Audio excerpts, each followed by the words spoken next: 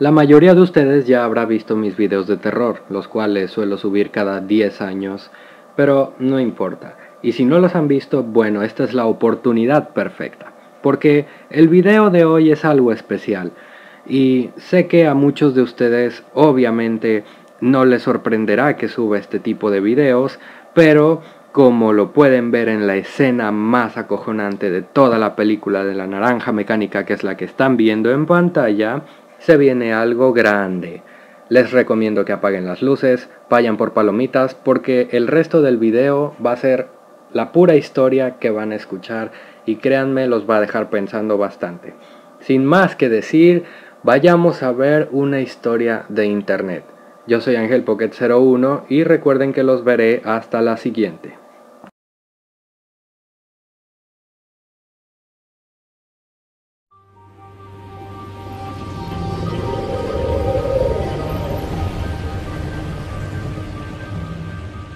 This is a true story about the internet.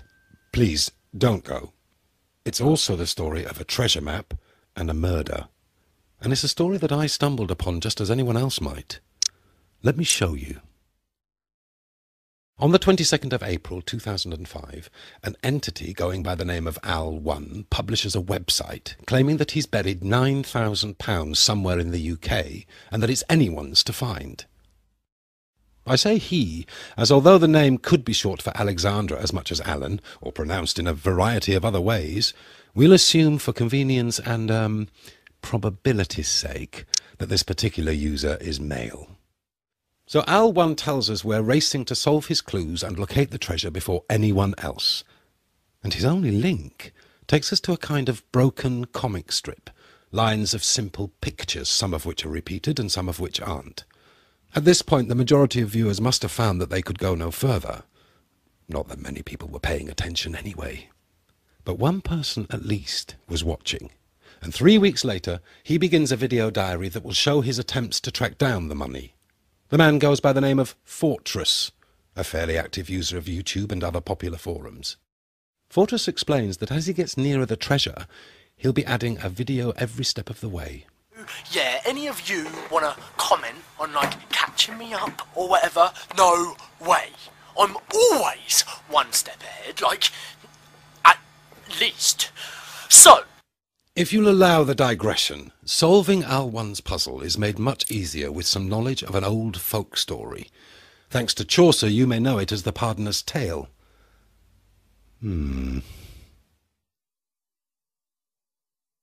It goes like this.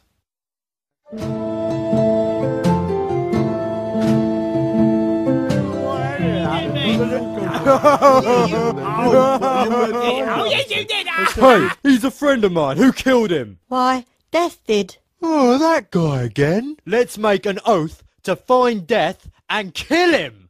Yeah! Hey, how come you ain't dead yet, old man? you a spy for Death? You're looking for Death? You'll find him over there. We should wait till sundown before we take this back. Go into town and get us some drinks. 3 drinks, Governor. Here, they're in bottles. Have you got any strong poison? So we get him when he comes back, and then our share will be even bigger. My old friend. Let's drink to more treasure.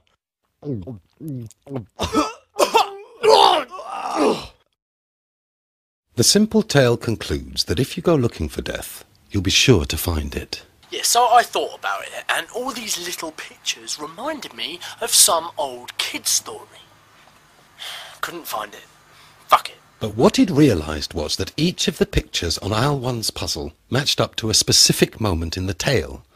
Put those moments in order and you can start building an alphabet, with the first scene standing for A and the last scene for Z. Then finally what you end up with is this. So that's where I'm going next.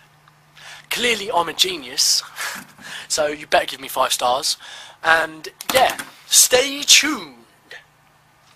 Of course, very few people were tuned at all to Fortress's video, ignored as it must have been by the usual searchers. Still, this did not discourage him, and 4 days later he delivers another chapter. Okay, so the yellow house is some bar. Bar. Yeah, there's a tree. Maybe an oak tree. Oak tree.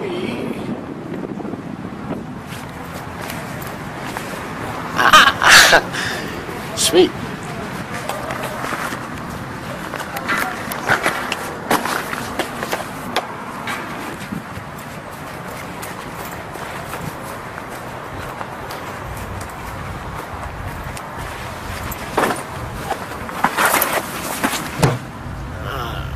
Okay, this isn't. This is where my penknife goes.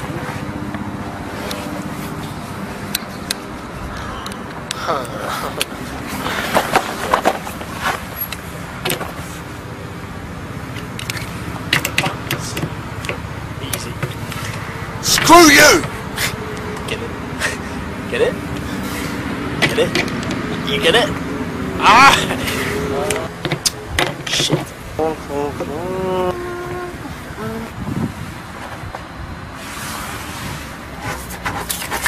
Oh no, wasn't expecting the money just yet. So, another puzzle means another video. On the third video, Fortress is home again and allows us a closer look. It's a passage from the original text of the Pardoner's Tale, in which the old man directs the three revellers towards the forest. Okay, so if you look at the puzzle and you skip the crap, you get the actual clue. See that oak, over there ye shall find him, there in the house on the beached whale's tail.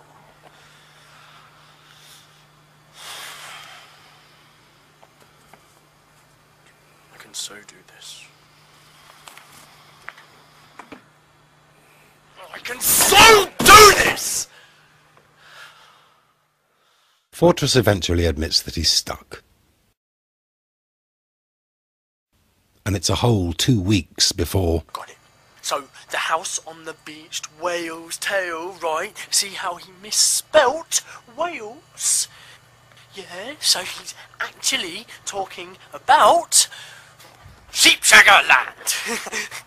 And the beach whale has actually got to be this, right? And its tail is right here. Grab some free satellite images and it becomes almost obvious. The house on the beached whale's tail, a uniquely shaped rapeseed field in the area of Velinaminid, or Yellowstone. 2 days later and Fortress is travelling there, outlining his journey, wondering what he'll do with £9,000. It doesn't occur to him that he might be missing something, like the strangely technical rendering of Chaucer's verse, or the pattern in yellow on writing, signs, the yellow house bar, or a man travelling to Yellowstone, to a bright yellow field. Of course, no one noticed his omission. He was just another man at the shouting contest. No one noticed him at all.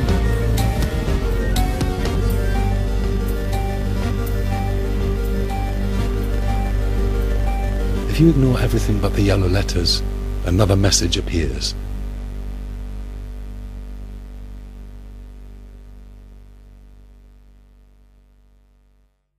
Two days pass, and then a farmer finds a dead man in the middle of his land, aged late teens to early 20s, average height, dark hair, a single but fatal stab wound, 2 sets of footprints, evidence of a struggle.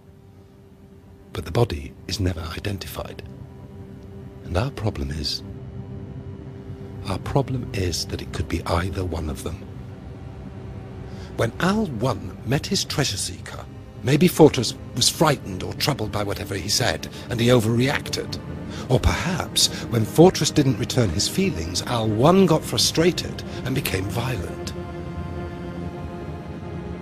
But either way, the man might as well be faceless, because no one has claimed him.